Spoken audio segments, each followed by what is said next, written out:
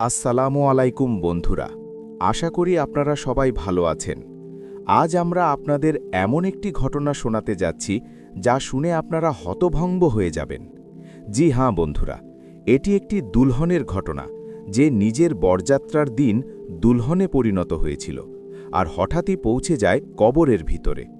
বন্ধুরা, এই ঘটনার সম্পূর্ণ বিবরণ আমরা আপনাদের জানাবো। তবে শুরু করার আগে আপনাদের কাছে একটি অনুরোধ, এই ভিডিওটি শেষ পর্যন্ত অবশ্যই দেখবেন। যদি ভিডিওটি মাঝপথে ছেড়ে দেন তাহলে আমাদের উদ্দেশ্য পূরণ হবে না, কারণ এই ভিডিও এবং আমাদের উদ্দেশ্য হল দ্বীনের কথা ছড়িয়ে দেওয়া। তাহলে চলুন শুরু করা যাক।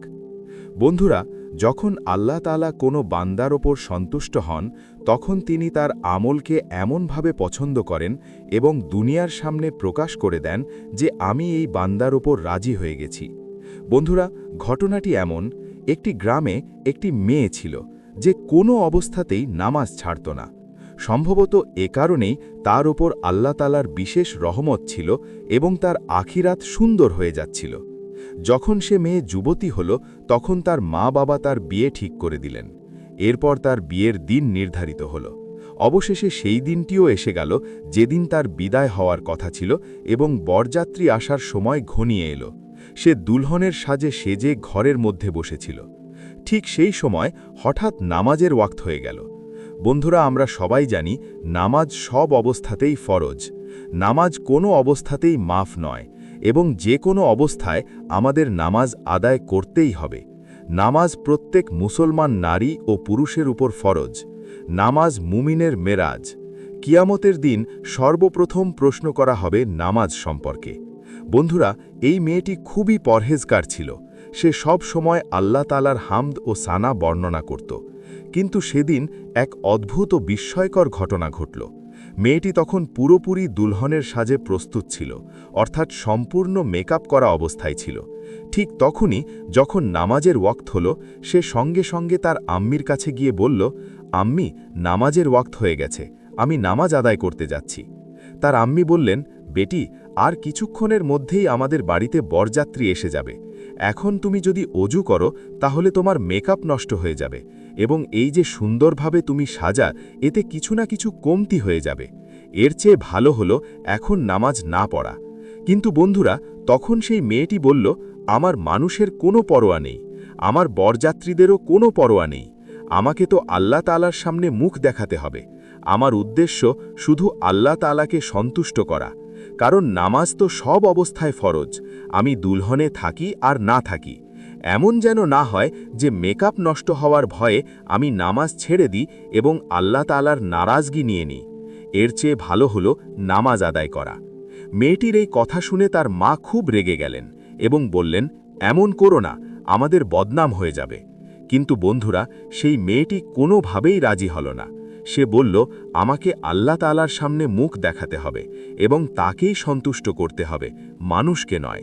তাই আমি যে কোনো অবস্থায় আল্লাহ তাআলার হামদ ও সানা করব এবং নামাজ আদায় করতে যাব।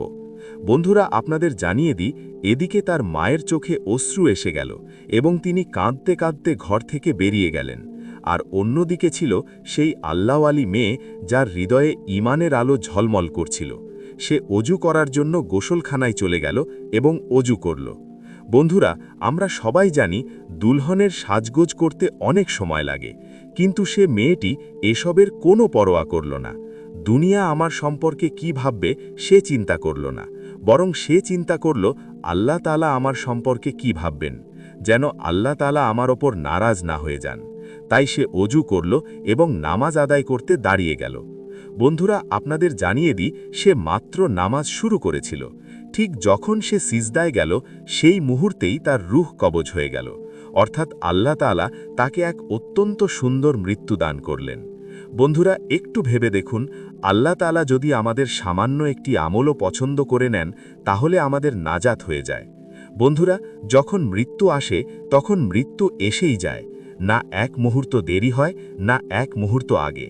বন্ধুরা, চিন্তা করুন, এই দুলহন বরযাত্রীদের কোনো পরোয়া না করে আল্লাহ তাআলার সন্তুষ্টির জন্য সিজদায় মাথা ঝুঁকিয়েছিল। আল্লাহ তাআলা তার এই আমলকে খুবই পছন্দ করলেন এবং তাকে নিজের কাছে ডেকে নিলেন। বন্ধুরা, যখন বরযাত্রীরা বাড়িতে এসে পৌঁছালো তখন মেয়েটির মা বাবা তার ঘরে গেলেন। ঘরে ঢুকে তারা যা দেখলেন, তাদের মেয়ে আল্লাহ তাআলার সন্তুষ্টির জন্য সিজদায় থাকা অবস্থায় ইন্তেকাল করে ফেলেছে।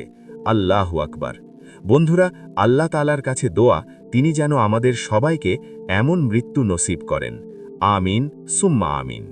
বন্ধুরা, একটু ভেবে দেখুন, যদি সেই মেয়েটি তার মায়ের কথা মেনে নিত তাহলে কি হতো? মৃত্যু তো আসবেই, কিন্তু যদি সে মেকআপের অবস্থায় মারা যেত তাহলে আল্লাহ তাআলার নারাজগি নিয়ে যেত। কিন্তু বন্ধুরা, আল্লাহ তাআলার কিছু ভিন্নই পরিকল্পনা ছিল। তিনি তার বান্দিকে সিজদার অবস্থায় উঠিয়ে নিতে চেয়েছিলেন।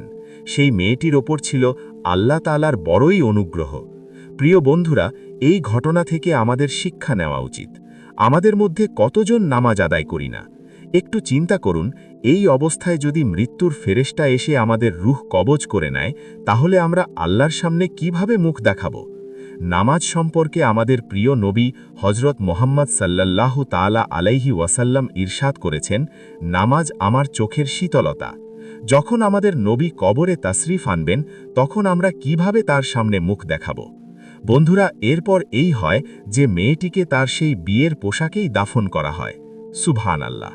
বন্ধুরা, আল্লাহ পাকের কাছে দোয়া, তিনি যেন আমাদের সবাইকে 5 ওয়াক্ত নামাজ আদায় করার তৌফিক দান করেন। আমিন সুম্মা আমিন। বন্ধুরা, যদি ভিডিওটি ভালো লেগে থাকে তাহলে ভিডিওটি লাইক করুন, চ্যানেলটি সাবস্ক্রাইব করুন এবং ভিডিওটি শেয়ার করুন, যাতে এই ভিডিও দেখে কেউ তার গুনাহ থেকে তওবা করে নামাজি হয়ে যায়। আবার দেখা হবে নতুন একটি ভিডিও নিয়ে। ততক্ষণ পর্যন্ত আল্লাহ হাফেজ।